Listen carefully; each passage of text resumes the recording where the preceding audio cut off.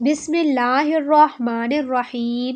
آج کی اس ویڈیو میں ہم آپ کو حضرت موسیٰ علیہ السلام کی عجیب و غریب شادی کا واقعہ سنائیں گے کہ حضرت موسیٰ علیہ السلام کی شادی کن شرائط پر ہوئی اور حضرت موسیٰ علیہ السلام کے سسر نے آپ کو شادی کے بعد بھی ملازم کیوں بنا کر رکھا۔ اس حیرت انگیز واقعے کو جاننے کے لیے ویڈیو کو آخر تک ضرور دیکھیں۔ ایک مرتبہ حضرت موسیٰ علیہ السلام نے ایک شخص کو مکہ مارا جس سے اس حبشی کی جان چلی گئی۔ یہ ایک ایسا واقعہ تھا جس کی وجہ سے حضرت موسیٰ علیہ السلام کو فرعون کے خوف سے مصر کو خیر آباد کہنا پڑا۔ حضرت موسیٰ علیہ السلام جب مصر سے نکلے تو آپ اس وقت بے خبر تھے کہ کس بستی کی طرف رخ کیا جائے، چنانچہ آپ علیہ السلام نے توکل الہی پر سفر شروع کیا۔ حضرت موسیٰ علیہ السلام کو مرین کے راستے پر ڈال دیا گیا۔ حضرت موسیٰ علیہ السلام نے دعا فرمائی کہ قریب ہے کہ میرا رب مجھے سیدھی راہ بتائے۔ چنانچہ حضرت موسیٰ علیہ السلام چلتے چلتے مرین شہر پہنچ گئے۔ اس وقت حضرت موسیٰ علیہ السلام کو نبوت نہیں ملی تھی۔ اس وقت آپ بنی اسرائیل کے ایک نیک نوجوان تھے اور دکھنے میں خوبرو تھے۔ مصر سے مرین تک کے سفر کے دوران سبزہ اور درختوں کے پتوں کے سوا حضرت موسیٰ علیہ السلام نے کچھ نہ کھایا تھا۔ زیادہ چلنے کی وجہ سے آپ علیہ السلام کے جوتے بھی گھس گئے تھے۔ اس کی وجہ سے حضرت موسیٰ علیہ السلام ننگے پاؤں تھے۔ جب حضرت موسیٰ علیہ السلام مرین شہر میں داخل ہوئے تو دیکھا کہ کچھ لوگ کنویں سے اپنے جانوروں کو پانی پلا رہے ہیں۔ قریب ہی دو لڑکیاں کھڑی اپنے جانوروں کو پیچھے دھکیل رہی ہیں۔ وہاں کے لوگ جب پانی پلا لیتے تو ایک بھاری پتھر کنویں کے منہ پر رکھ دیتے تھے۔ حضرت موسیٰ علیہ السلام نے دیکھا کہ جب سب لوگ واپس لوٹ گئے تو وہ لڑکیاں اپنے جانوروں کو لے کے آگے بڑھیں اور بچا کچا پانی اپنے جانوروں کو پلانے لگی۔ حضرت موسیٰ علیہ السلام نے جب یہ منظر دیکھا تو ان کے دل میں رحم جاگ اٹھا۔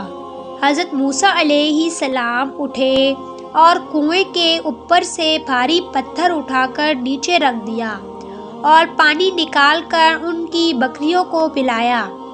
وہ لڑکیاں اپنی بکریوں کو لے کر گھر لوٹی اور والد سے سارا واقعہ بیان کیا۔ یہ سب سن کر لڑکیوں کے والد نے کہا کہ جاؤ اس اجنبی کو بلا کر لاؤ، ہم اس کو اس کی نیکی کا صلہ دیں گے۔